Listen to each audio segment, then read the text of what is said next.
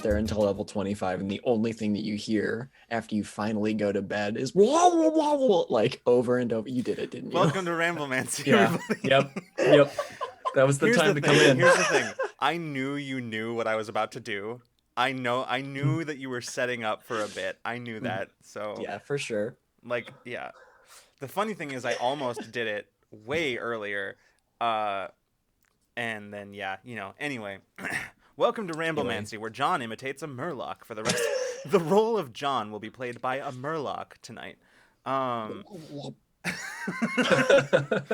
will never ever get tired of the Murloc sound in World of Warcraft. It's Not so once. good. The Murloc. It's The my Murloc. Man, I wish I could. Hold on. No, I'm just gonna. Like, the sound that Murlocs make, like, more than makes up for how many you have to fight in that game. Like, that would be so tedious if not for the sound that they make. Anyway, it's Right, worth there it we just go. on its own. I have changed my name to be more appropriate. Oh my Perfect. gosh. I appreciate that. Yeah, I appreciate that. All right. Well, welcome to Ramblemancy, everybody. Tonight we are going to be talking about basically anything and everything. Like, we said we had a topic, which was media that we're into lately, which anybody who's ever been to the show knows is a lie, to cover the fact that we actually are not going to have a topic. We're just going to talk about whatever and anything we want. The sky's the limit. No chains can hold us. We have broken through all of our bonds and have reached the apex of Ramble. I was going to trail off at the end of that and instead of actually finishing it, but I think that would have been funnier. Anyway, let's before we get into that, let's get into some of our announcements. First of all, I'm going to say it first because I forget it every time, and I'm not going to do it this time. I'm not going to do it. First of all, Ramblemancy, this very show that you are watching right now, is coming to YouTube. The first 5 episodes are all some number of episodes have already gone up as of Monday, and they'll be coming up in chunks, sort of like 5 to 8-ish episodes every Monday until we're caught up to current, and then it'll just be every Monday the new episode will, Exactly, with that noise, just right onto YouTube. right there. Don't hold us to that because there's no way to make that noise when it comes onto your YouTube feed. So just make Noise it in not your included. mind. Make the noise in your mind. I also mentioned on Infinite Horizon, I announced that this month, starting kind of in the middle-ish of the month. Actually, hold on. I need to visualize the calendar. Starting, I believe it was the week of the 14th. So somewhere in that week, we'll have specific days later. But we're starting a charity campaign for this that will run through the end of March for the Human Rights Campaign. We'll be running that charity largely through our regular programming. There may be some changes that you'll see coming to our regular programming to facilitate the charity campaign, but it'll all cap off at the end of the month on March 31st with a one-shot that will replace Infinite Horizon that night in our programming slot. But it will be a Mall Kids game designed by a friend of the channel, Matthew Gravlin, which will be set in the Infinite Horizon universe. As Matthew said, space teens in space malls. It's going to be a lot of fun. It's going to be pretty cool, and most importantly, it's going to be extremely chaotic. There's literally a table. I won't give you any specifics on what we're cooking up, but there is literally a table called the Chaos Table that we are making. So It's very good. It's very good. It's a good table. Yeah, it's just a great table, Just 4 legs and everything. I'm gonna keep moving. Anyway, so that's gonna be what we've been kind of cooking up and what's coming in the course of this month. Infinite Horizon. Those of you who tuned in may have noticed a few slight changes to every single aspect of that show, um, including but not limited to our brand new title sequence, which is also available to view on YouTube right now. It's incredible. You should go watch it, like I have done like 17 times today alone. It's so good.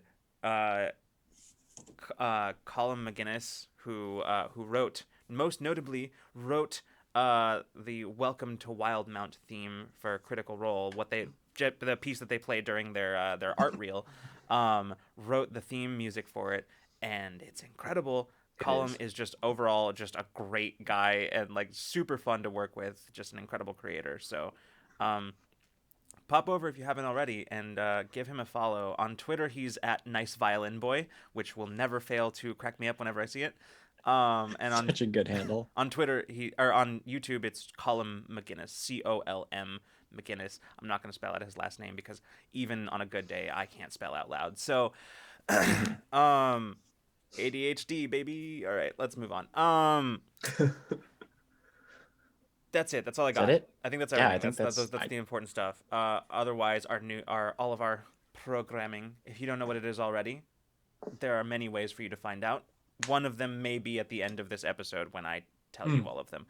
All right, let's get into tonight's episode by first saying hello to everybody. Karaoke Night 69, it's been a hot minute since I have seen you in our chat. It's good to see you back. Koala, welcome. Edgefit, Remy, Rose, Geekouts. Who else did I see? I know I saw somebody else. Gemini Lightning, hello. Everybody Welcome is to here. throw John under the bus, Mancy. Under the bus, Mancy? Not tonight, it isn't. Actually, before we get started, and I will start us off. I will start us off by saying, as I said that I would, certain events have taken place today within the MCU, which we will not be discussing here tonight. So we're not doing any WandaVision spoilers tonight, so nobody talk about it. I have seen it. It's great. And the most I will tell you, the absolute most that I will tell you, non-spoiler, there are 2 post-credit scenes. So you're welcome. Two post-credits. Okay, I'm going to stop. 2, count them. 2, there's 2 of them. So yeah, that's one more than usual. Also, to answer Geekouts' earlier and very important question, this is a hoodie tee, so it's like a very lightweight material. I'm just gonna for you real quick. So like it's got the little pocket on the front and a hood on it, but it is about the weight of just like a regular cotton t-shirt. So in the winter, I will do as I am doing now and wear it over a t-shirt because it's cold as hell outside. But yes, thank you. I enjoy them very much too. I had one of those once. I have several. I love them. They're so comfy. Oh man, nice. So, apparently the first media that we will be talking about is hoodie shirts. Yeah, I've been super into hoodie shirts actually since about late 2020, fall of 2020. I'm abandoning this bit before it goes anywhere. I'm going to hold you to it. No, I need you to tell me all about your obsession with hoodie shirts. I'm not letting you go on this one. All right. It's the slow burn version of throwing you under the bus. It's the slow burn version. So there was this sale on Kohl's clothing. Not sponsored, by the way, just throwing it out there. And I was like, I need more things to wear. And so I went there and I was like, what do I put on my body? And I was like, that looks comfortable. I think I will put that right there, that piece of clothing on my body. And so I got a few colors of hoodie t-shirts, and now we're into these. And honestly, like, you know, in the late summer, fall, they're nice because it's a long sleeve piece of clothing that you can wear. And, you know, in the winter, as long as it's not -70 outside, they can be pretty comfortable indoors. And frankly, if it's -70 outside, you should be under a couple of blankets anyway. So okay, now I'm abandoning this bit for you. I apologize to nobody. Anyway, let's move on. What are you guys watching? This is for John and Freeman, but also for chat. What are you guys watching, listening to? What? This is basically just the Ramblemancy. This is Media Club Live. This is basically how you Media can look Club at this. Live. I think anybody who follows me on Twitter probably saw me retweet a commission that Alex Perkins did this morning of some Stardew Valley art. And that was a wildly self-indulgent commission because I've been very into Stardew Valley lately. I saw Rosita say earlier, or Rose say earlier, Leah dating sim, and correct, I have been playing the Leah dating sim for the last couple of months at this point. And I don't know what it is about farming games that like is so or management games that winds up being so soothing to me, because like when you look at these things from a macro level, they are basically a chores simulator. And like I have plenty of chores to do in real life, but the only reward for the chores that I do in real life is, not being hungry anymore, or like, having clothes to wear, which is, in itself sort of its own reward. But I think there's something just very soothing to like the easy rhythm that you can fall into in a game like Stardew Valley of like do thing with cutesy animations and nice gentle theme music, and then like getting the reward of something looking nice, or like, your favorite NPC wanting to date you. Yeah, yeah. I want to point out, because I think this spoke to me on a spiritual level. Karaoke Uh-huh. Night 69 says, I've run out of good horror movies and now I am insulted by the trash Amazon Prime Video is recommending to me.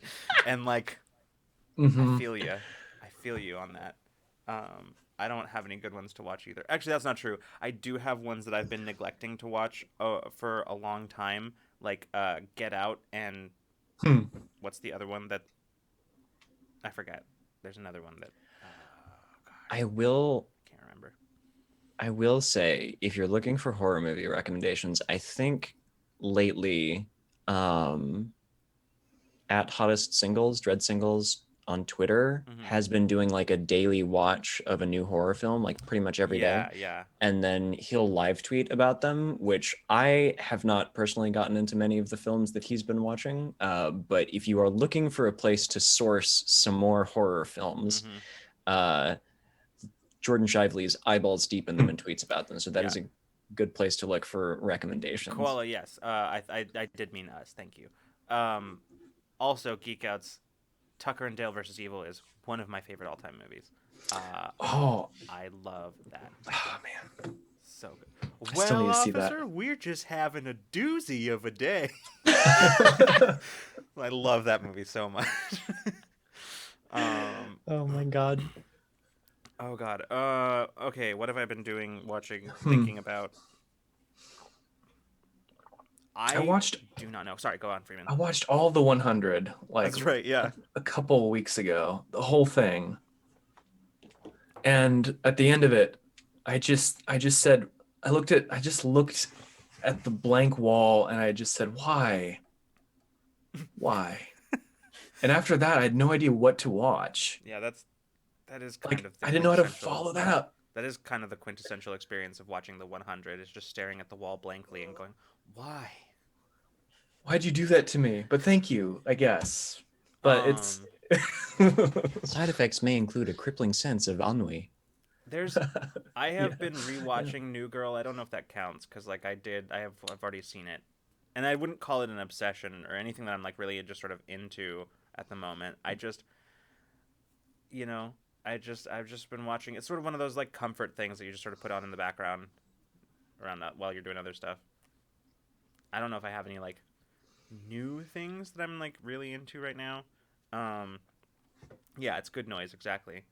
Mm-hmm. Gemini says there is a Oops, I scrolled past it. The South Korean mystery puzzle solving show called Busted that is available on Netflix. It's a bit sleuthy, a bit comedy, and a bit mystery, and it's very good. Oh. Comes with subtitles. Highly recommend. Ooh, that sounds really cool, actually. Uh, I have a note card ready for like a lot of times I'm taking kind of little notes mm-hmm. during Hmm. Ramblemancy, but this time I really do just have a note card to Oh, write down everyone's oh, recommendation. that's not true. I'm Hmm. sorry. I'm thinking in terms of shows and stuff like that, but I was literally talking to you, John, about a thing that I've been really into recently Oh that yeah. like right before we went live, which is so I Mm-hmm. like I've known about this band for a while, but like I've only recently started listening to anything other than like the one song that I knew. It's called the name of the band is I don't know how, but they found me, which is a great band name. But I love them. I love their music. It's so good. Some of the songs that they have. Yes, thank you, Koala. See, Vindication. I knew you're really cool. Uh, yeah, some of my favorite songs by them include Razzmatazz, which is a great song, and what's the name of that song? I'm blanking on the name of it right now, but it's very good. That's it. That's all I've got to say about that. Mhm. I'm not really one to tell I'm not smart enough to talk about music in a way that is like in any way analytical. So I'm just gonna say go listen and enjoy or hate it. I don't care. Like I the saw important Remy thing is that you mention have an experience. Okay, I'm gonna stop. John, talk so that I don't have to. talk so that I don't have to. The beginning of Ramblemancy in a nutshell. Um, I saw Remy mention the Pride and Prejudice movie, and which one, out of curiosity, is it the Mm. Keira Knightley Pride and Prejudice movie? Because that movie for me is like the quintessential like um I don't think that like that period of his like the amount of like romantic pining that occurs. Yes, the Keira Knightley one. Good, excellent. The physical acting in that one is so good, and there's some amazing shots. Like there's some shots of Elizabeth walking away from Darcy, and like you can just see like him like flex his hand or something, and I'm just like, oh, the pining, it's so good. I die for that movie. It's amazing. I love Yeah. everything about that Pride and Prejudice movie. It's a very it's a very coronavirus era romance. It's that we must not touch. Sorry, Yeah. Oh, the that Sunrise was a terrible Confession. joke. Don't just purge it from your memory. Consider it purged. It's not like we have video evidence of it. Yeah, no, it's not like anybody's gonna clip that joke. I'm seriously, don't do that. Like nobody's gonna understand out of context. It's a bad idea. Like it's not gonna Excuse be me. that funny without the context. Just don't quote, don't clip that. Lucas, Oh don't quote man. Like me. Everyone in chat. months from now, I will come back and look through the Ramblemancy clips as I do from time to time, and I'll look at that one and be like, I don't remember what this is. I'm sure there was a joke here, but I don't remember what it is, and it's not that funny because I said it. So, Oh my god. I think Geekouts had a question up there somewhere I'm too. Hold sure. on. I'm gonna scroll for it. Wait. Oh, I went past it. Oh, it was what is your perfect sundae? Minus 2 scoops of vanilla. Your perfect sundae. Minus 2 scoops vanilla ice cream, 2 actual cherries, hot dark chocolate poured over both cherries, and ice cream, then preferred nuts, Cool Whip, and a final cherry. Koala, to answer your question, I did say Well, clip it, but specifically I put the word don't in front of that. So, do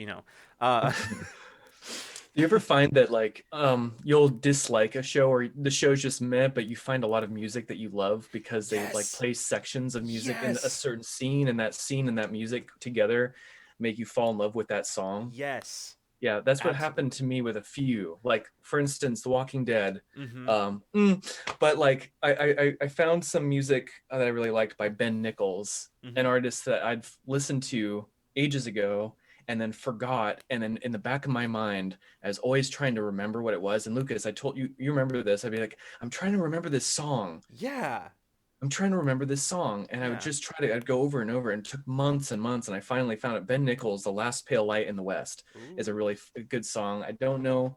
I think as a part of it is in The Walking Dead, but it's such a good song. It's like a very short song. Mm. And it's like a song that I find that I like actually looking off like at a sunset and listening to, even if it's not about a sunset. I still like to look off in the sky and listen to this song. It's very soothing. Oh, I'm uh, gonna have to look for that because yeah, yeah, that sounds awesome. and it's I love the guitar plucking that happens in this kind of song too. It's very nice. It's like finger plucking, I guess I'd call it. But yeah. Yeah, that's a thing that I love in like I will frequently look up. I'll go on these binges on YouTube where I'll just like find people who are doing like fingerstyle guitar covers of various pieces. Mhm. Um, you mostly like pop culture piece or pop music pieces, and like it's incredible. I love listening to that.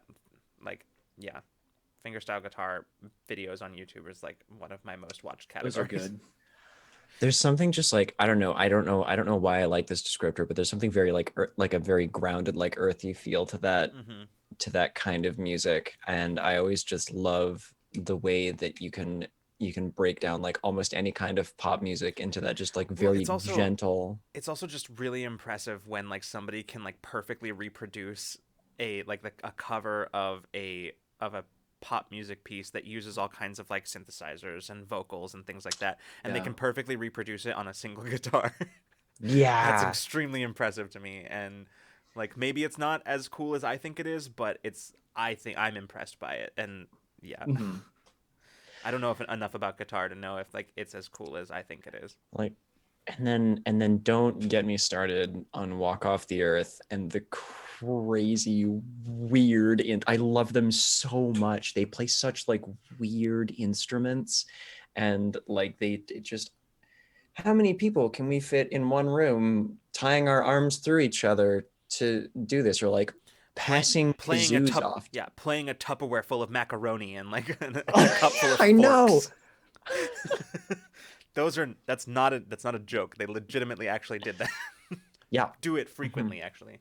At one point they There's played a bucket full of metal. So like yeah, no, Wow. one of their instruments, I think for an Ed Sheeran cover was like a Tupperware with forks in it. Like mhm, that was the instrument. yeah.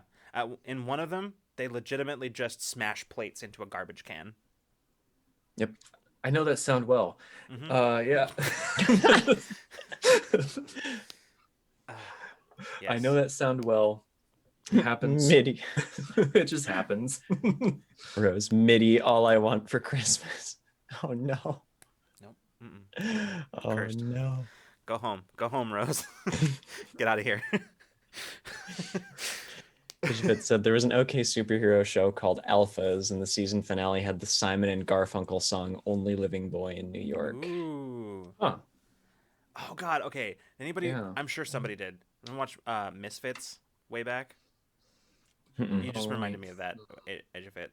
Misfits is it's a weird show that got progressively worse after a certain point, but it was incredible early on. It's about a bunch of like, yes, I figured Edge of It. I figured you'd have seen Misfits. Yeah, it's a very very good show about a bunch of like kids who ended up in like community service, and then through their various misdeeds, and then there's a weird storm that gives them all superpowers. But it's like it's very strange. It's very cool though. Huh. Also, hello, Labbit. Is that how you Welcome. say it? Um, Koala says, "Wait, I might have seen that." Yeah, it's a really weird show, but it's lactomancy. I'd forgotten. I forgot. I forgot. I'm a little bit uncomfortable with that I term have forgotten. phrase. Yeah, it's like I said, it's a weird show. Yes, Robert Sheehan. Yeah, Robert Sheehan is in it. Lately well known for his role in The Umbrella Academy. Oh yeah. Yeah, Okay. he's so good. I especially in that show. Like I love him in Misfits. He's like my favorite character in that show. Uh, yeah, he is a piece of It's a media. piece. You know what? Fair. That's fair, Koala. That yeah. Everyone was Everyone. uncomfortable. Episode. Yeah, I can only. I haven't seen the episode, but I can only imagine that any episode which features a kind of power called lactomancy would just be like generally kind of uncomfortable. Mm-hmm, Um, mm-hmm. just saying the word again kind of gives me like a little bit of the heebie-jeebies. Like, Yeah, I don't like it. Let's move on. Uh, sorry, I'm laughing because I just remembered and looked over, and you're still resident Murloc, and yeah. Reminder that tonight I am John Boyle as played by a Murloc. okay. Perfect. I actually like was not introduced to the Murloc sound until I started playing Hearthstone because I never played World of Warcraft. I played Hearthstone before I played World of Mm-hmm. Warcraft. And so like I wasn't in on that. And the first time somebody played a Murloc against me in Hearthstone, and unfortunately I had not turned down the game volume for that part of the game yet. And Oh so like no. they just windmill slam this Murloc onto the metaphorical Hearthstone board, and I just hear And then of course, because it's a Murloc, it comes with like 16 more Murlocs with it. So like just my headphones was a chorus of listening to Murloc go blah, blah, blah, blah, blah, blah, like I just love the way over that and they over and run, over again. where they run their arms like trail out behind them. It's very funny to me. This shitty little Naruto run. It's not Oh my even gosh. that because it's not like straight arm like huh. It's just their arms are like streamers behind them. It's the funniest shit. Anyway. Just feel like that's something that sneaks in your subconscious, and then that's all you dream about for like the next couple of weeks. It's Yeah. like the most half-hearted wacky inflatable like flailing arm man meets sleep paralysis demon, and A little like bit. And the it- creature from the Black Lagoon. yeah Hmm. yeah like a Whoa. bit of all of those things just mixed together. Whoa. Yeah. Whoa. Murloc playable race. Yeah, that's what I'm saying. Well, Come on, get on this shit, Blizzard. I don't need tiny like cute fox people to play. I don't we need don't like we giant, don't adorable need pandas to several play. different versions of dwarves or elves to play. Murloc playable race when? I thought there were like That like some fish creatures, right? I Mhm. forget their names. We've encountered them a few times in our home game. in D&D. Yeah. So there's Sawagan, there's Sawagans. Kotoa, there's Yeah. Those are the two I'm the thinking of. other ones that nobody cares about. Mhm. Yeah. Yeah, Your bog standard merfolk. correct. Well, I mean, bog, ocean, lake, river, really depends where they're from. BRB making a playable Murloc race for DM's Guild. Yes. Yes. I'm into it. I'm into it. I would play an all Kuotoa game of D&D. That would be fun. I would try that. I would try that out. It would be Yeah. a game where, because like the way that Kuotoa work is that they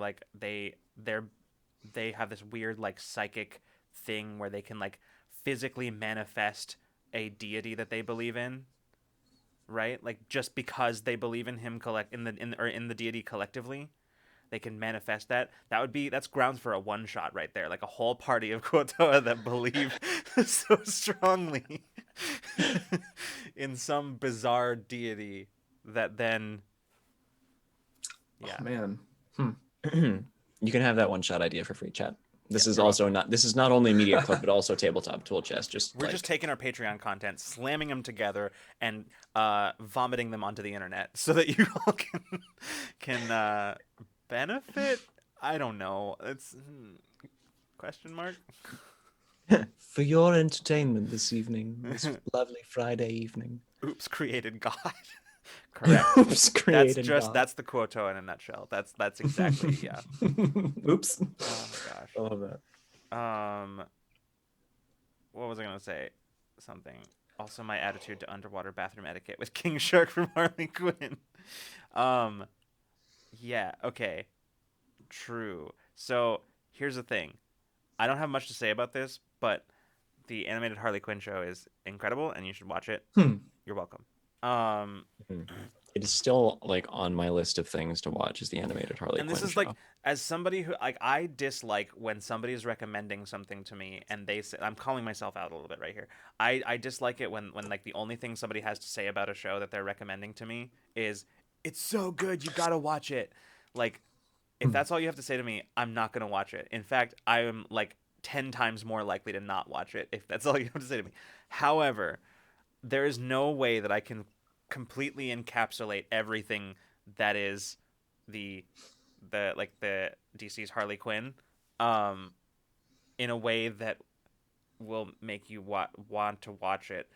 Honestly, I think you like, so, and this is one of those recommendations where I'm giving you where like I need you to watch it and go in with no expectations and just watch it. What if I say it's terrible and I love it? That actually that would work. That would work on me. I think that would work, Rose. I think that would work.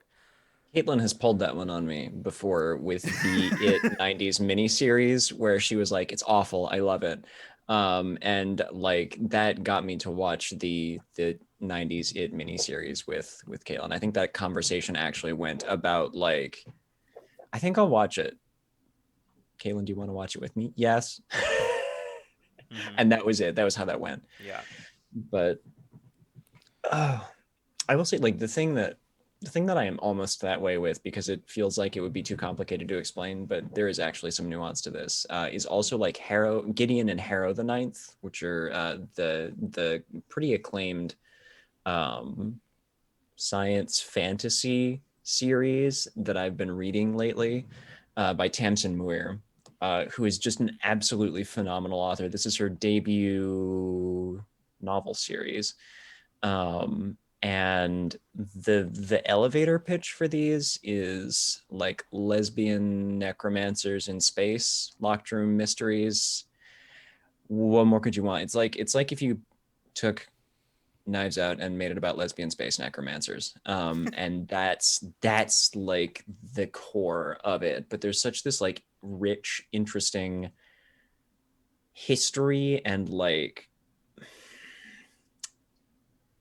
nuance to the magic in the world that is very cool. And like all of the magic is centered around necromancy and like the energies of life and death. And it's very, very like it's super metal and a little bit gory sometimes, but also like so cool. So like I'm very into it, and that's a pitch that'll get me. Yeah, there's a lot that's interesting about this. I'm about halfway through reading Harrow, the second book, right now. But Gideon was so much fun because like honestly, it's a combination for me of everything that I loved about a science fiction epic like Dune, with so much more like punchy prose. Yeah. So I just wanted to address Edgefit says those books are on my never shortening list of books I want to read. And I want to take this moment to give you a brief PSA. A message from me, the creator. Sorry, I already can't keep a straight face. If you are like me and many of us, you have a list of books to read that just doesn't ever get any shorter. No matter how many books you read, no matter how many books you're like, I want to read it, but I can't right now because my list is so big. It doesn't matter. That list never gets any shorter, and that's okay. But some of you, like me, may feel... I'm literally doing a PSA right now. Some of you, like me, may get to that point where you're like, I really want to read this book, but I can't because of all these other books that were on the list before it. Well, I am here as a creator, as your internet friend, to tell you, to give you permission to read that list of books in whatever order you desire. The list exists in your mind, and even when it doesn't, it's a list that you made. There are no rules. Read those books in whatever order gets you to read them. Hell yeah. exactly. You're welcome. There have been so many books that have been like on my to read list for like some of which I own. I have bought new books and read them before I have read books that I currently own sometimes. And that's just how it be, you know. I still have the entire like Rick Riordan's entire Magnus Chase series sitting on my shelf waiting to be read, and I know I will love them because I love Uncle Rick and everything that he has written. But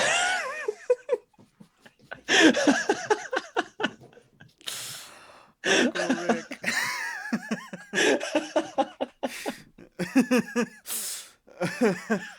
I came here to ramble, and I'm honestly feeling so called out right now. Yes. Uncle Rick.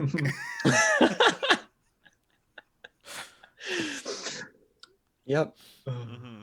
Good old Uncle Rick Riordan putting out all of the amazing mythological content that the world needed to see. And then when he wasn't qualified to write it, he just set up a whole ass foundation that finds people who have interesting cultural stories to tell that shouldn't be told by a white dude, and instead funds their books. And I love that guy. I love that for him. Yeah. All right. I don't know that I'll ever recover from Uncle Rick. Oh God.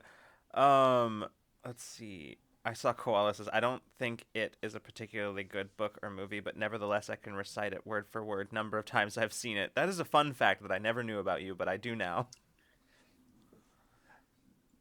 I will confess that I know more about it fanon than I know about it canon, because I haven't read it and I haven't seen either of the it movies, but I am friends with Caitlin.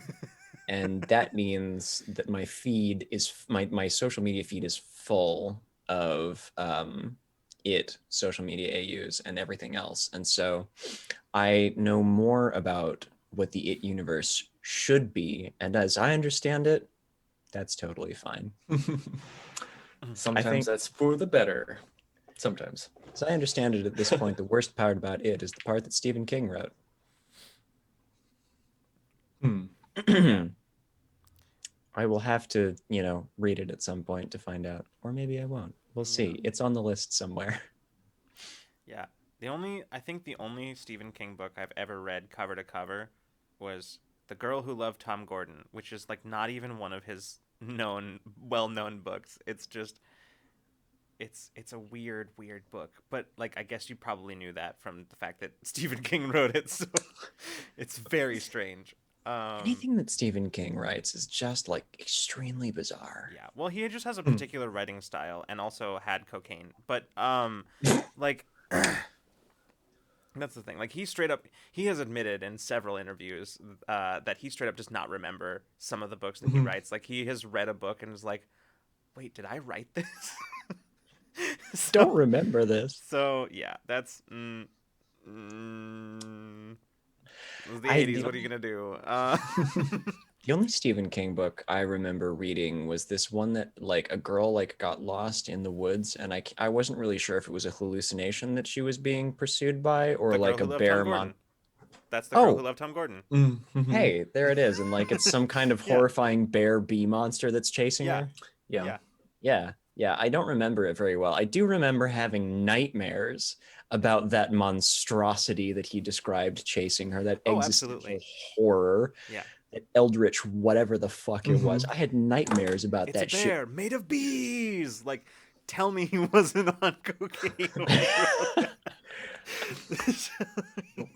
I cannot in good conscience dispute that. It's like, all right, so there's a girl, she's lost in the woods, and she's being chased by a monster. It's like a bear, but it's also made of bees. It's like full of bees on the inside. Like, Steve, sit down. Drink some water. Do you want some water? Yeah. I think you're right. I think also it was like kind of made of like mist or fog or something like that, or like that came like with it when it appeared or something. So I have to say, I've never read any Stephen King, but I hear really good summaries from folks who have, including this one that Lucas just said. Lucas, you told me about this. The first time you told me about this, I thought, well, I guess I don't have to read this book now because that's perfect. That's all I need to hear ever. I mean, that's all it is. Like, the title tells you the only other relevant detail, and that's it. Like, she loves Tom Gordon, the famous baseball player. Like, that's it. That's the whole thing. Tom Gordon, the spirit of Tom Gordon gets her through her time in the woods, being chased by a horrifying beer monster. Beer? Beer. Bear. Hey, no, that works. I'll. It was totally I misspoke, but I'll own it. I'll take it. Bear, beer. We're good. Beer monster. Yeah, no, got there. 1, 2, 3. Oh God. 1, 2, 3. I choose to believe that Rose here saying Shia LaBeouf is referencing actual Cannibal Shia LaBeouf, which is one of my. It's not a piece of media that I've consumed recently, but it is one of my favorite pieces of media. Is that Rob Cantor piece of performance art about actual Cannibal Shia LaBeouf. And my favorite story to tell about that is that I was required to take a song in college for my writer's voice class and break it down into like, the poetic, like examine it as like as a piece of verse. And everyone else chose like real, like pop music or, songs and stuff like that. And because I hated my professor with That's why I'm laughing. That's why I'm laughing is because I know who you had as your professor. And so what undoubtedly was supposed to be a class period where several of us would present our poems wound up being just my professor, whom we all hated, trying to furiously break down actual Cannibal Shia LaBeouf with us. And it was the most fun that I have ever had in an hour-long class, was forcing my professor to break down this meme. The quality of its writing. This is for context, everybody, so that you have at least a slight understanding of how much joy this brings me. This is the only professor in my entire life who has ever actually brought me to tears on multiple occasions by being just the worst kind of person. And so the joy that this brings me hearing this story is just Yep. yeah. Because my last name is Boyle, I was naturally at the top of the list and she didn't know how to choose and nobody wanted to go first. So Providence, fate had it that I would go first. And I was like, oh, Professor Redacted, you know not what you have done. Yes. I love that. Truly one of the worst people I've ever met in my entire life. Oof.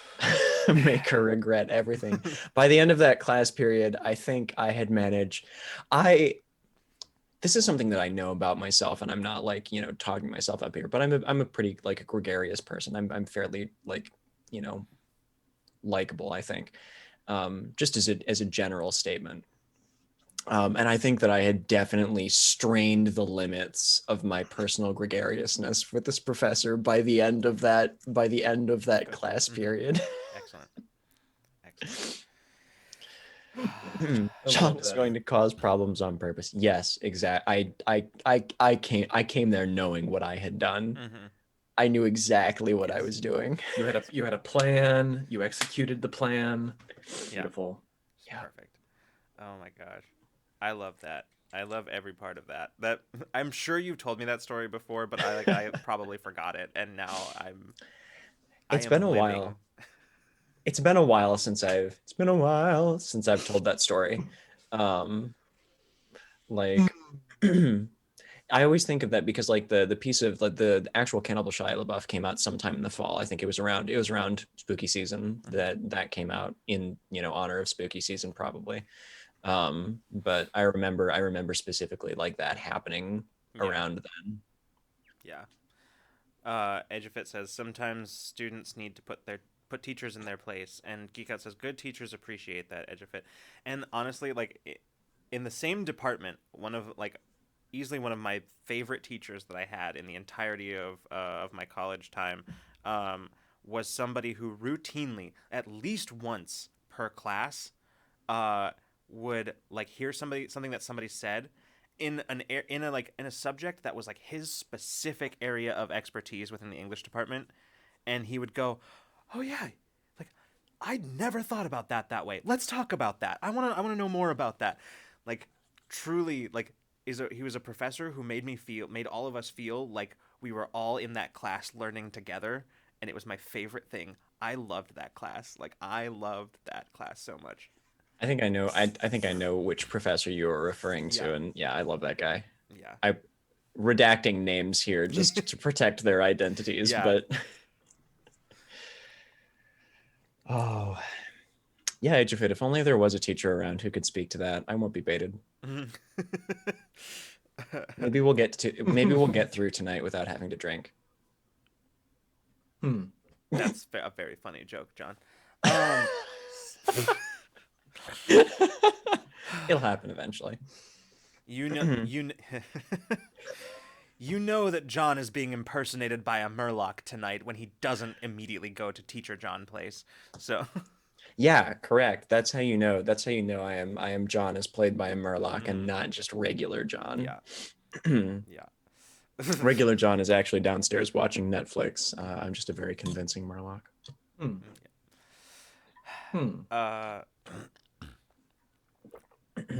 Sorry, my brain just did a whole bunch of very ridiculous things. Let's move on to something. It doesn't really matter what. Regular John. I've never seen John be regular ever.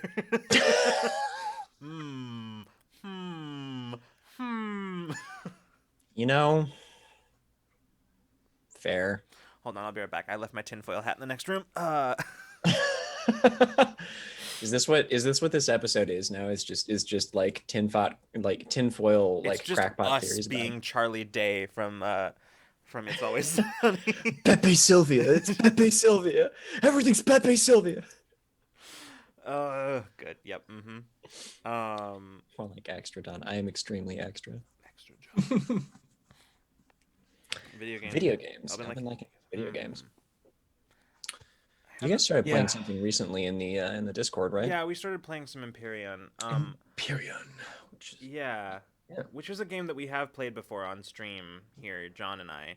Mhm. Freeman and I have been playing it, and it's just a fun game. I've also talked about it before in Media Club.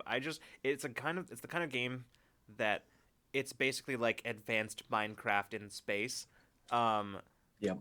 But like for me, it's the part of it that I really enjoy is the fact that you can just build vehicles from scratch, like literally block by block you can build those vehicles, and it just engages the engineering part of my brain, which I didn't even know that I had until I started playing that game. So Mhm. and like I would go to when I was like first playing that game, I would go to sleep and I would go to bed and I would have like my brain would be going like solving problems, be like, okay, well I could build a thing like that looks like this, and I could solve this problem if I take the generator and instead of putting it behind the cockpit, I actually put it over, and like I did Mhm. this a lot. So it's very fun. I love that game. Yeah, I love like Minecraft. There were mechanical things that you could build, but it wasn't good enough, you know. Yeah. This you can actually build like a spaceship and go to another planet and then mine that planet, or get ambushed by the I forget what they're called, the Xerac. Yeah, the Xerox Empire. Yeah. Mhm. Just like Oh, yeah, so Freeman and I Gosh. got into some Oh. ships and we tried to fly to the moon, and like immediately were attacked by laser Man. drones sent by the Xerox Empire, and that was a time. Yeah, Koala's laughing because she was there or she was watching. That was a time. Yeah. Yeah, just like instantly attacked by their drones, and we did And you make know- it to the moon though. We did, and make we got resources. Mhm. was it haunted? Well, Probably by the Xerox Actually, Empire. it was haunted because remember we found that weird artifact Yeah, place. I was gonna So say, the moon yeah. is in fact haunted. Mm-hmm. Yep. Did your ship make it in one piece? Yes.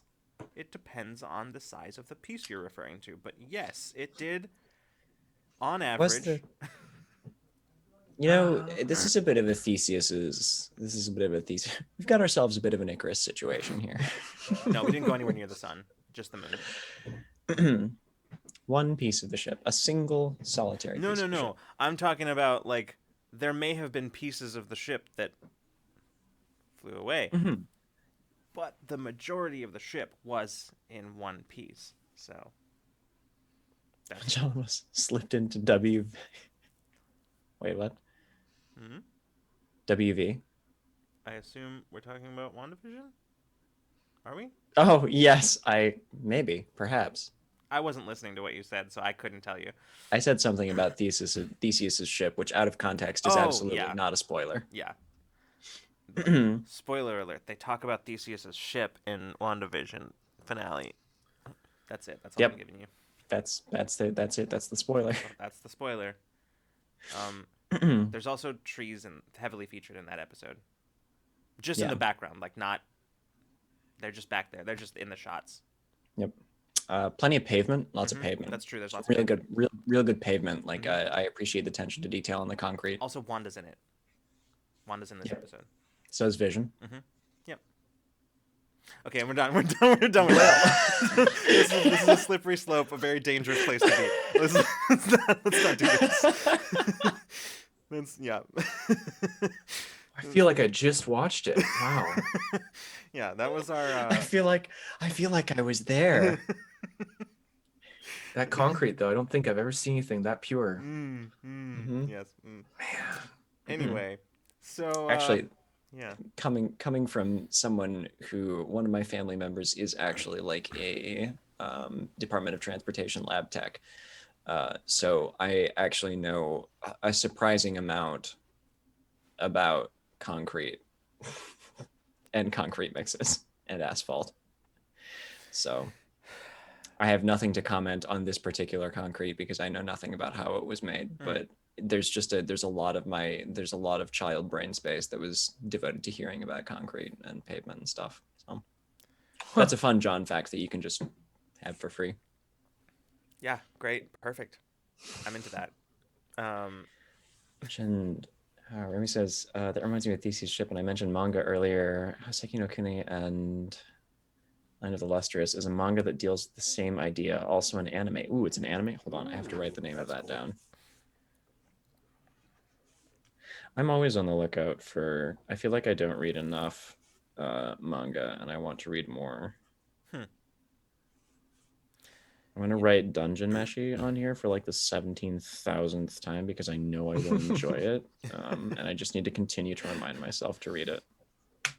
Oh man, I'm trying to think if there's like anything else. I don't know. I feel like I'm very slow to begin like any new media, right? Like, does anybody else feel that way? Like, you finish one thing and then you just like you have to like sit But and then like before you can go on to the next thing. sort of. I mean, that happened to me in a sense with the 100. Mm-hmm. I couldn't like watch anything brand new. I actually had to watch something I had already watched. Right. Yeah. Yeah. Yeah. Yeah. I have to mourn for a little while. Like you have to go through the stages of grief, like having finished a piece of media that Mm-hmm. you really liked. You know? Yeah, Yeah. exactly. Exactly. You need to you need to mull it over for a while, for sure, you know? Yeah. It's like you.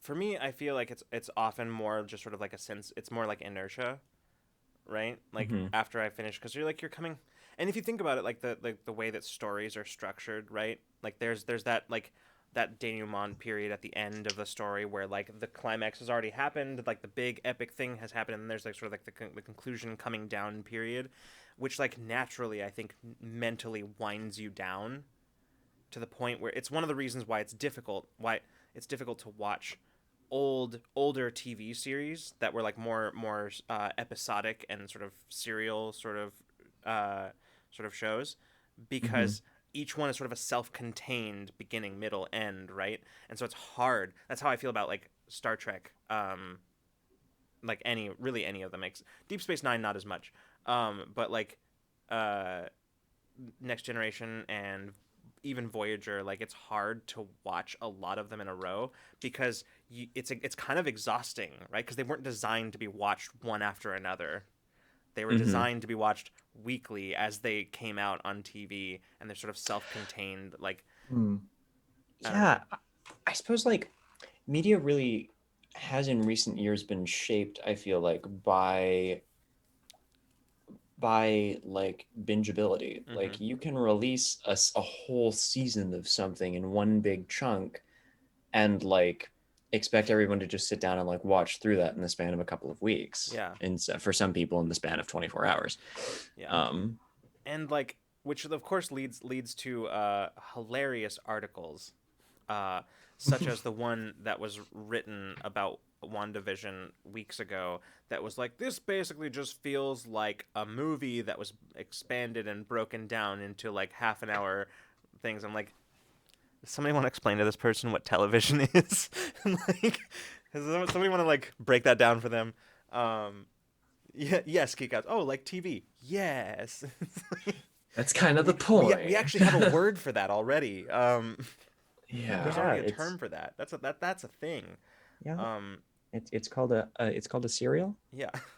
Remy says serialization of series has really changed the game. Hmm. Yeah, and it's true. Like exactly long form storytelling, and this is why on many occasions, and I know I've already explained this like literally every time I brought this up, but it's why I think that Star Wars is better off as like that format rather than films, because the thing that I think is unique and interesting about Star Wars is the world it's set in, right? Which you don't get an opportunity to explore in a like 2.5 hour long movie, right? Like you don't really, because like Hmm. even in a movie that's that long, you have to like the format forces you to keep your storytelling tight, right? Like that's why I think Star Wars should be more move in the direction of like that the Mandalorian has done, right? Like it should do that. Um, Yeah, and like not to say that like every Star Wars show should have the same vibe that the right, Mandalorian has, but right, like Hmm. that more episodic storytelling, yeah, right? And I'm saying this not because I think that anybody in chat needs to hear that, but because I think that the Disney execs that will never see this need to hear it. Right. Because it's like really there's so much to the Star Wars universe that is so interesting that you can't cram into a 2 hour movie. Um, that like I would really I would love to just see more of that universe through like that sort of episodic structure. Yeah, I agree. Um, yeah, exactly, Rose. In a movie, you're very constrained to only things that move the plot along, and I absolutely agree. Yeah, and I think that's a detrimental thing to Star Wars, frankly. Yeah, Not to Remy say that it says like can't be done, but just that shouldn't be the primary way that it's done. yeah. Yeah, Remy says when I was watching Hannibal or SVU or other crime dramas, the deep and difficult nature of the subject matter or the subject material works better to sit on every week rather than watch all at once. It gets Yes. overwhelming or depressing. And like my mom used to watch a ton of SVU, and so I also watched a ton of SVU. And like there's only so much SVU that you can take in at once before you're just like, I can't watch any more of this. Yeah. Edge of It says also no more Skywalkers. Let me tell you the only way that I would actually be into seeing more Skywalkers, but I know it would enrage the worst kind of fanboys, um, is a Skywalker descendant who was not force sensitive. That I think would be really interesting. I would be about that. Mhm. Hmm. Yeah. The Sokka of the Skywalker family. Yes. Oh yeah, I would be That into that. I I would watch that. that's good. I'm Greg Skywalker and I run a junk shop. I'm old Greg. Sorry. Oh Jesus. I'm sorry, I'm still laughing about Greg Skywalker. Oh yeah, it's me. I'm Greg Skywalker, running the junk shop out here on Tatooine. There you go. Mm. That Greg Skywalker now runs Tashi Station. Yeah, Uh, it's canon. yeah, No one can convince me yeah, otherwise. and they do sell power converters there. Yeah, Um, Luke could have gone and picked them up from Uncle Greg, but Nope. The call to adventure. no, yep. totally. Like there would absolutely be like a like call to adventure, kind of like with like that character. I'm not talking about just like about some like random like junk dealer or something like that. I'm just talking about like think of like a Skywalker descendant who's basically like Cassian Andor, right? Like Mm-hmm. just like that. Mm-hmm. Film it like Pawn Actually, Stars. that character Oh kind my- of exists in the Star Wars universe. Oh yeah. In Star Wars: The Old Republic, Hmm. Theron Shan. Theron Hmm. Shan is the grandson of Bastila Shan and Darth Revan.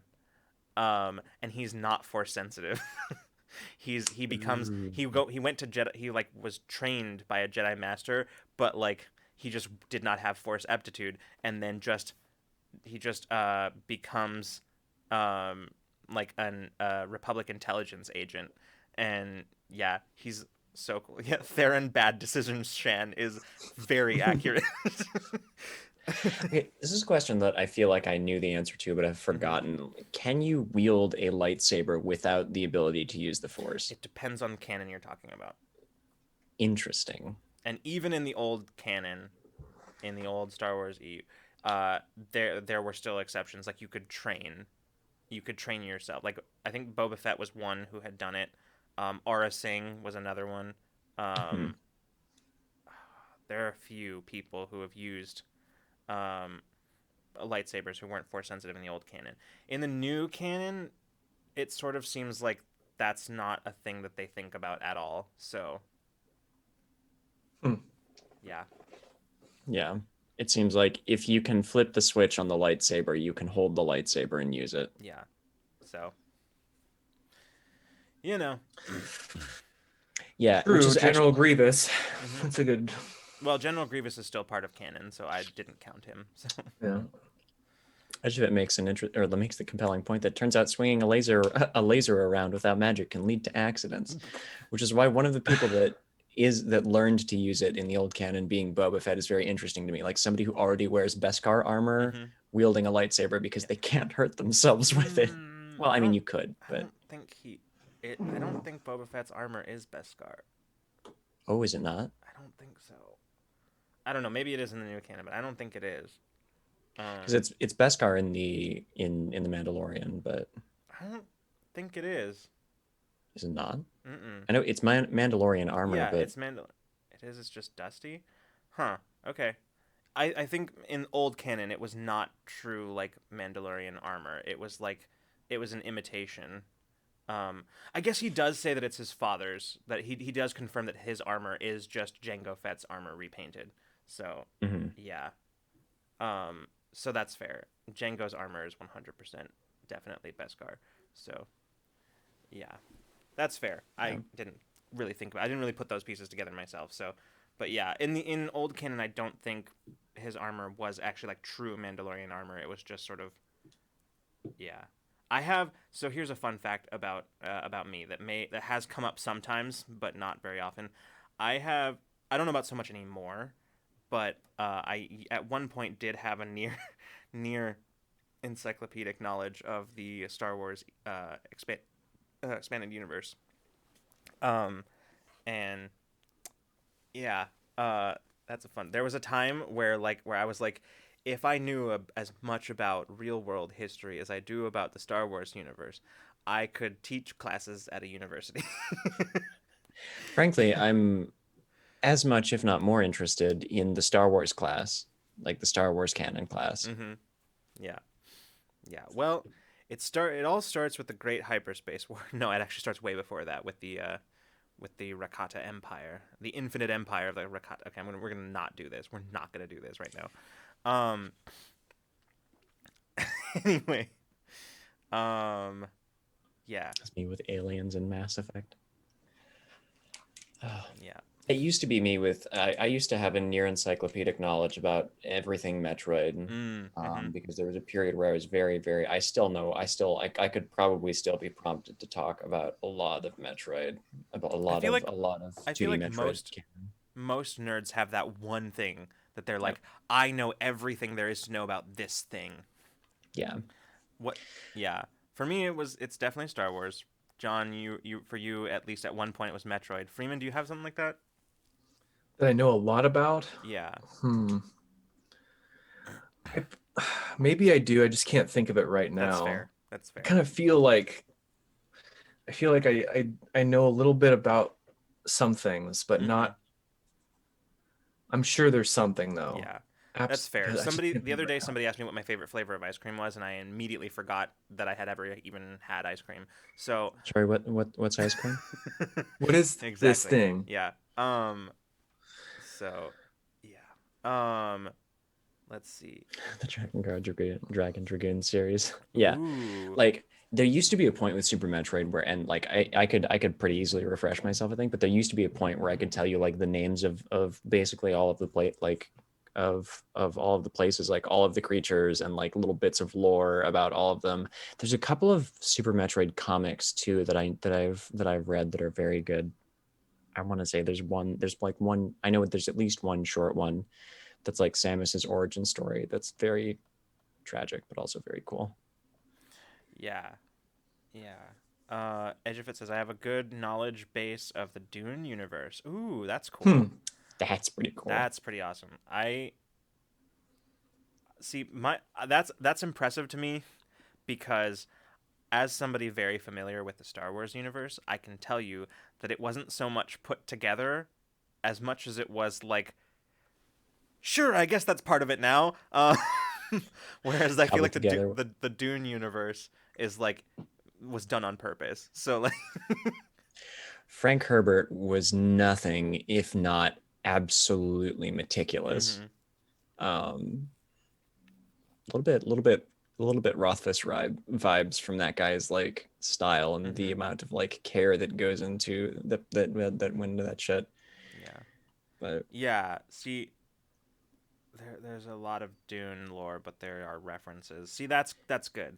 Um, there technically were references in the old Star Wars expanded universe, but a lot of them conflicted. So that's super fun. That's what man. a distinctly non-zero amount of my teens was spent on Wikipedia just reading about shit. So, yeah. Um, Hmm. yeah. Huh. Man, I guess I'm kind of like this is I don't know if this is nerdy, but I'm kind of like a bit nerdy about like bird watching and bird habits. Wait, for Ooh. real? How do I A not little know bit, this yeah. about you? Remember when I used to be like No, obsessed over and I told you about the olive-sided yes, flycatcher and like I know about that, but I don't that's know. where it began. So it's kind of a recent thing. How do I not know this about you? Because I'm just now We've saying literally it. known each other for like Almost 15 years? no, we've been friends for like 15 years. We've known each other way longer than that. That's true. How do I this is I Like I just started because like when I go on walks here in we have like a small wooded area. I always notice people kind of how they walk kind of through a place. Mhm. And it's just like they have somewhere to go.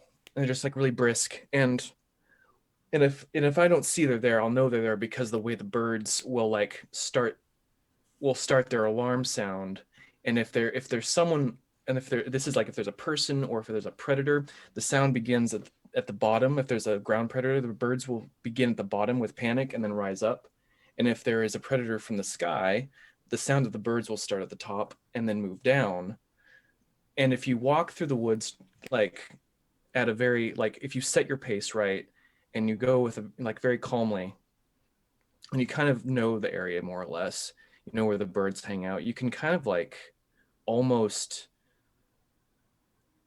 not communicate with them. It's kind of strange. It's like you don't walk through there and like walk through their territory. You walk and you wait for them to let you in. It's kind of a strange thing. If there's like birds like off at a distance, like maybe ducks or or geese, and they're just kind of hanging out in the field, if you just walk straight through, they're going to let everyone know you're there. If you stand there and wait for them and then you don't look at them directly, if you kind of just look away and you just kind of wait for them, they'll just kind of part away and they'll be like, all right, you can go, you're cool with us, bro. And then you're like, you're cool to go. It's kind of a weird like I've just been this is a thing I've been kind of getting nerdy about in the past few years at least. Hello guys, I'm Freeman. I swear it's not another guy who's taking his place. Who are you? I don't even know you. The things I get kind of like geeky and nerdy about are have a lot to do with like the outdoors specifically. And that's one of them, I think. Yeah. This is I legitimately this is the I'm learning about this as chat is learning about this. This is the first time that I hear any of this information. yeah. That's so cool though. Yeah. Like my favorite Yeah, thing to do, this is a little bit like I knew there were a few mockingbirds that lived on my dead end when I lived back in my hometown. And so when I was in elementary school or walking the half mile home, I would always whistle back to them that will. Oh yeah. So I had that's how I practiced whistling was calling back and forth with the hummingbirds that lived in the that lived on my street. Oh, that's cool. Or I not love that. hummingbirds, morning doves. Morning doves. That lived on my street. Yeah, I love birds. Fun fact: when I was a little kid, my parents would always say that they were calling my name Lucas. So. Mhm. Oh my gosh, that's funny actually. Versus you have a 2-syllable name. Mine is either one or a bunch. Yeah. True. It's either one syllable or all of them. Literally every syllable known to the English language. Today you learned John is an ent, which explains his height. So Damn. Oh, I've been called out. he's literally a tree. Yeah. What kind of chat? Okay, I have to know now. What kind of tree would I be? Elm. Like I don't elm? know why. That's the first tree that came to Elm? mind. Although Oak feels like way too sturdy. You know. I was gonna say poplar, but then I remembered I don't like poplars. So, Poplar. but yeah. See, I don't know. I was gonna say I don't know. There's a lot of very beautiful tall tree. I was gonna say pine. I could do it. Hmm, hmm. You know, birch trees are kind of tall and very thin. Like I could maybe see like tall, pale, and Mhm, thin. Like mhm. that's I could see birch. Yeah, that's fair. That's fair.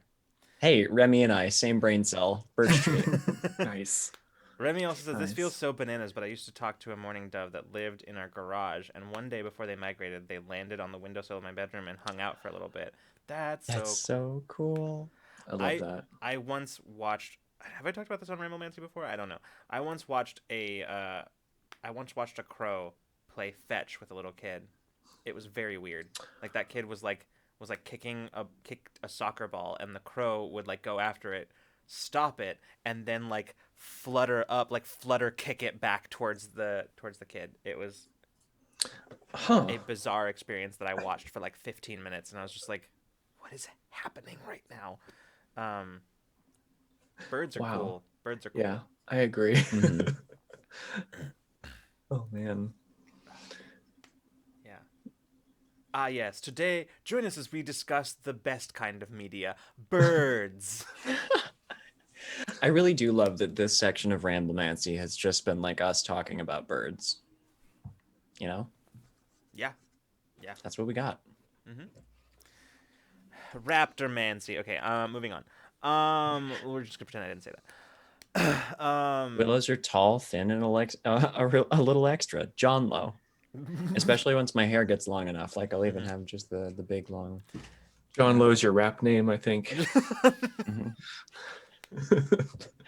if you My- ever my- become a rapper. It's my ska personality. There you like go. My That's ska better. stage name. I don't know That's what part. I don't know what it was, but some part of me just died. I don't know what it was. Like, but there's just a little like the idea that anybody would have a ska sona just murdered a small part of me. I don't know what it is, but Oh. mm-mm. Yeah. Nope. Still- Nope. I have nothing to say there. When I retire and buy a tower in the country, I'm gonna get an army of corvids and a robe and Yes. cape. You will be some child growing up in that area will honestly, truly, with their whole heart, believe that you are a wizard, Mm-hmm. and that will be But amazing. the thing is, at that point, would that kid be entirely wrong? No, Mm. they wouldn't be wrong. Like that's the best part about it, I think, Yeah. is that truly like there is a wizard living not far away. Mm-hmm. Anybody with a robe and a cape and a tower and a bunch Yeah, of pet corvids. believe. Believe. Like all I want to do is look like a wizard. That's why I'm growing this beard out. So Mhm. Perfect. one day I can just throw it over my shoulder. We have a friend of ours, jolly old up Nicholas, who is not here at the moment, as far as I know, unless he's lurking, has said on many occasions that capes need to make a comeback, so that at the very least you That's can right, dramatically that's right. swirl them to leave a conversation. Like, Yeah. how do you follow that up? If somebody like walks away from you and flips their cape, what do you say It's- to that? Actually, it's the perfect way to combat the Midwest like goodbye. Like Mhm. you don't know how to True. leave. You're standing there saying goodbye for 15 minutes. How can your friend possibly keep talking to you when you give them a hug, say goodbye, and then away And from now them? I must depart. And then right? Yeah, and then you're gone. Yeah. Completely gone. Yeah. No, perfect. Yeah. Got it in one. Yeah. Ruin your Minnesota goodbyes with this one fashion trick. Midwesterners hate them. Yeah. Oh God. Yeah. No. Mhm. Exactly. Like that's. I don't know. I don't even think there's more to say about that. I don't think there's anything more to say about that. No, I would just be impressed. My work here is done, but you didn't do anything. Yeah. Oh my gosh. Now I'm trying to think of like. Are there other things, other like antiquated items of clothing that can be used to such dramatic effect?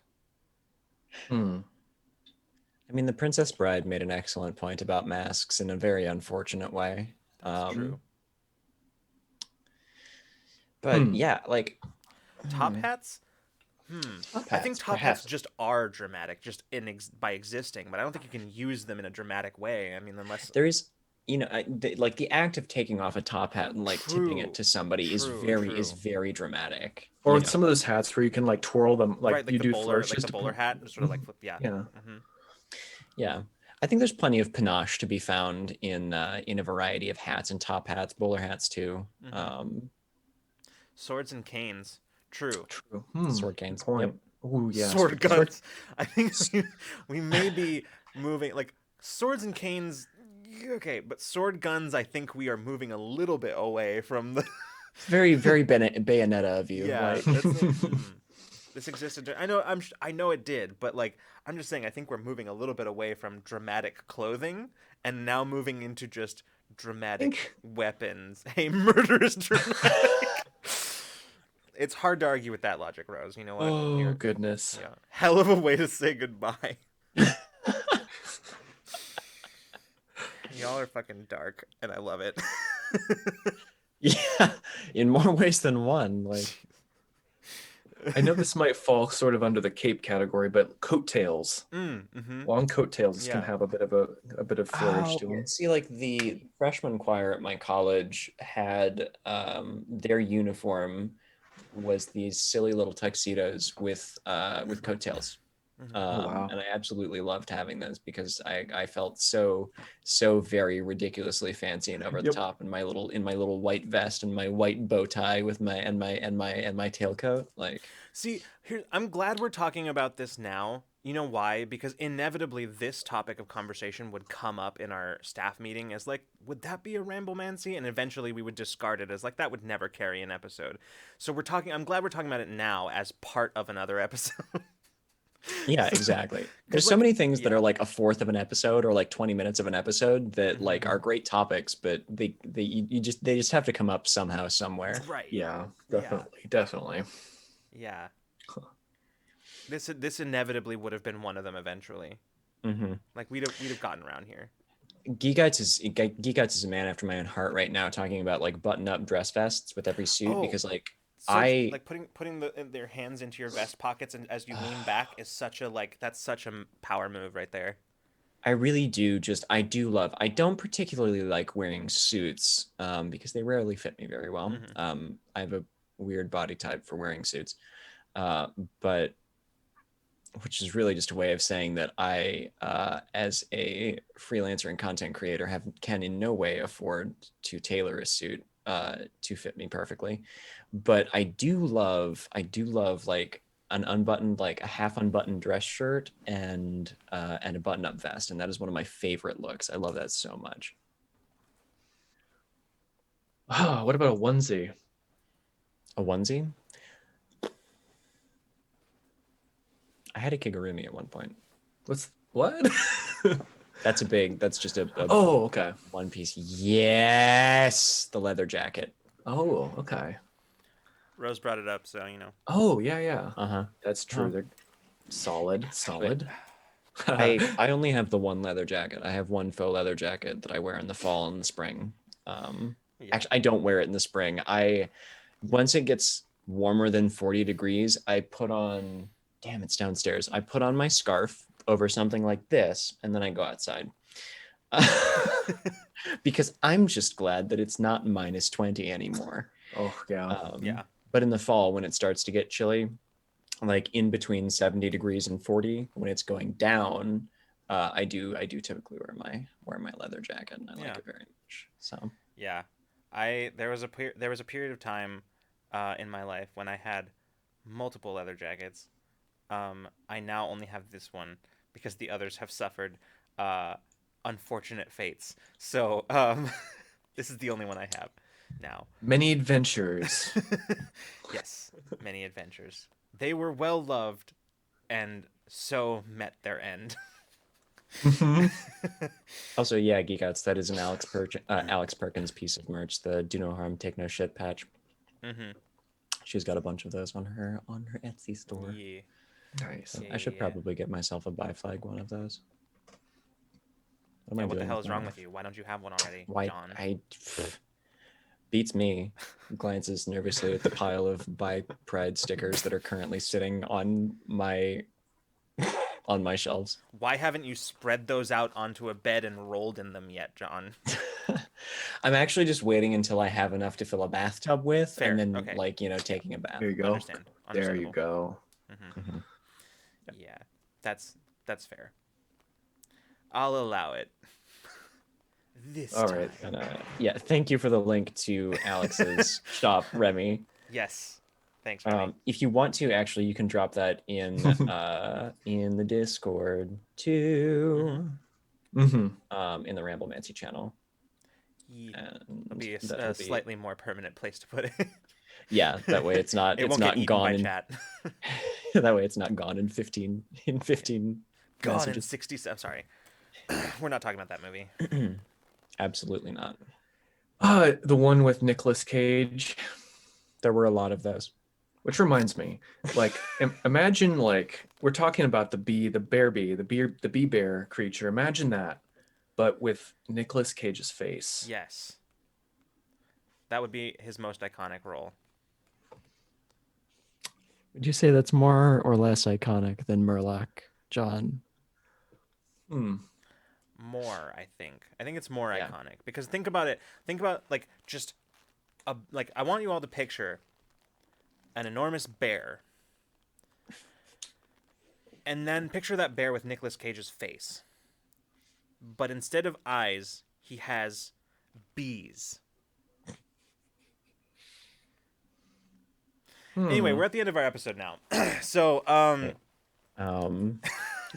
gonna put a poll in chat now for what's more horrifying, and the options are gonna have to just be a surprise here because we've made a lot of horrifying things on the show, but that truly is awful.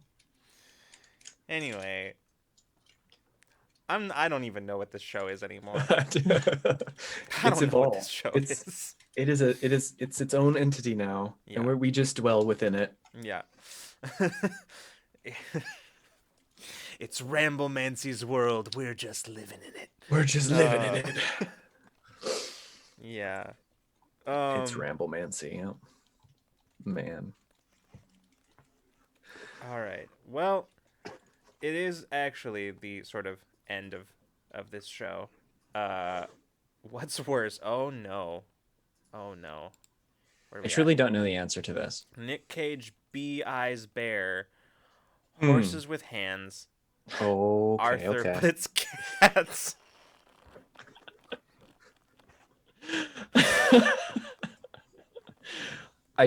I'm not gonna vote because I don't know. I'm abusing my moderator privileges on this channel so that chat can tell me. Yeah, I don't know. I think I'm gonna have to. Yeah. I think I'm gonna have to. I have to. Yeah. Oh no. Oh gosh. Okay. Arthur, but it's cats. Is it Arthur, but it's cats, or cats, but it's Arthur? I feel like It might. I think it's probably rightfully it's probably cats, but it's Arthur. Yeah. But, I didn't see it, Geek Outs. Yeah. I have actually had this conversation. Ooh, 50-50 split with Arthur, but it's cats, and Horses with Hands. I guess we'll have to leave that mystery for another episode. Yeah. Yeah. No, I haven't. I have lately had like there's a specific kind of attention and energy required to watch actual plays, and I just haven't had it recently. Although now that I'm getting back into Empyrean. That's actually how I caught up on Clear Skies. Is I was just playing Empyrean because it does not require the kind of focus that I need in order to like be paying attention to actual plays. So like I just had Clear Skies on in the background and played Empyrean and just like built a bunch of shit. And suddenly like 9 hours had passed and I'd watched 3 episodes of Clear Sky. So maybe now that I'm getting back into Empyrean, I'll catch up on a lot of stuff. We'll see. I've been rediscovering Destiny 2 the last couple of days, and that game is one for me that is like that, where like I don't need a lot of brain cells or the You kind don't of really attention. need to know what's going on. You just see guy and shoot. Like that's pretty much like all you got to know. Yeah, Yeah, And like don't. it. No, never mind. I was gonna say don't stand in the red circle, but sometimes that's specifically what you're supposed to do in Destiny. It's So never clear in it's Destiny never 2 whether clear. or not you stand in the murder circle or you don't stand in the murder Yeah, do I circle. stand here? Do I not stand there? Or do I shoot that? I don't know. It's never clear. Yeah, like, and it's always easy to test the do I shoot that thing, but sometimes you are punished for the do I shoot that thing. Most of the time you're rewarded, but sometimes you are punished for do I shoot that. Jonathan, does this blow me up, Boyle? Um, Jonathan, does this blow me up, boy? Correct. That is me. yeah. Mhm. Thank you, Geekouts. All right. Well, Ah. it is now the end of the episode, and as is tradition, it comes long after the end of the episode. So, as we finish up this particular evening of Ramblemancy, let me just take a moment to remind you of a few things that I talked about at the beginning of this episode. First and foremost, Ramblemancy is coming to YouTube. This very show will be available to you at any time to watch, which without having to wade into the bowels of Twitch's terrible UI. Well, terrible. It's terrible for finding VODs. It's great for live stream, not great for watching old videos. Yeah, that will be happening. We will have we'll be uploading those in 5 to 8 episode chunks every week until we're current. At which point we will start just sort of uploading them weekly on Mondays. We are sort of we're not doing the entire backlog. There are certain episodes that we're omitting, mostly because like for example our charity episode of when we ran our charity drive last June of Ramblemancy, mainly because that was purely an excuse. It wasn't truly Ramblemancy. It was purely an excuse to get people to donate and things like that. So those episodes and episodes that came before we had gone fully remote, we opted to just sort of not upload those. But yeah, but we'll be uploading them, and we will be the next batch will be coming up this Monday, including such guests as Brita Dunnan with talking about video gaming. And I think there's somebody else in there, but like I exported so many Ramblemancy episodes to YouTube that it's John, you're not going to find it. You're not going to find it because like I sort of skipped around a bit. So anyway, but yeah, so we're going to be doing that. Of course, also we announced at the beginning of this episode that we are going to be doing another charity campaign starting in mid-March. We'll have specific dates on that later as we have more information. So you'll have that to look forward to, but it will be capping off at the end of March on March 31st with a one shot of mall kids set in the Infinite Horizon universe, space kids in space malls, and that will be replacing Infinite Horizon that day. So that is a Wednesday. Of course, all of our regular programming will continue this week. We'll come back on Tuesday with In Too Deep at 4 p.m. Pacific time. Things are starting to heat up there. I tuned in exactly as they were going off the rails entirely, and it was very funny and So good. Yeah. And of course, we'll be back on Wednesday with Infinite Horizon at 6 p.m. Pacific time, right here, our Sci-Fi Supers Cypher game. Next Friday, a week from today, on Ramblemancy, we will be having a very special guest. One Jake Kyle, co-founder and showrunner at Q Times, will be coming on this very show to talk about producing streams and running darker campaigns. So Jake will be here to talk with us, and I'm very excited to have him on. Yeah, so that's kind of the run this week. I'm pretty exciting. So Pretty exciting. we've got actually quite a few really awesome guests coming up this month. So I think that's all I got. That's all I got as far as our programming. Freeman, what do you got? Right. What do I got? Well, tonight's end of stream announcements are brought to you by a bush. Ways to support the channel. are checking out our Patreon, we have Tabletop Tool Chest every other week. Tidbits, world building, character kernels, things you can insert in your show, and integrate in your game or your story. And of course, a really simple way to support the channel, of course, is to subscribe. And Subscribe. thank you. We have a merch store with things like this cup. And also, I've completely lost focus for this. I can barely see in Lucas. I never had it, so well beyond, well past. And of course, a way to keep track and apprised of all of our programming and all the things coming up. Get on the Discord. Yeah, it's this. I made a ghillie cap. Anyway, get on the Discord. It is pretty. It's pretty amazing. Go to the general chat. Get your good morning and good zone. It's a very wholesome place. There's so many cool people on there talking about a lot of cool things. So it's a good place to be, honestly. I occasionally post pictures of my food that look straight out of anime, as I do. Not enough of them though. Not enough of them. I really should have posted my dinner tonight because I made pho for dinner tonight, and again, like with the little soup spoon and the chopsticks stuck in there, like it looked like somebody had made anime food, and then just anyway.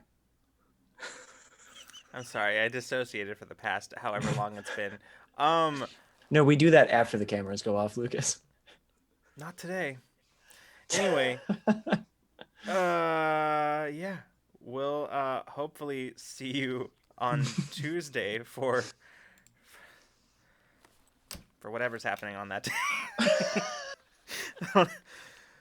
We'll see you on Tuesday for In Too Deep, but if not, we'll see you the next time you decide to come roll with us. Good night and good zone, everybody.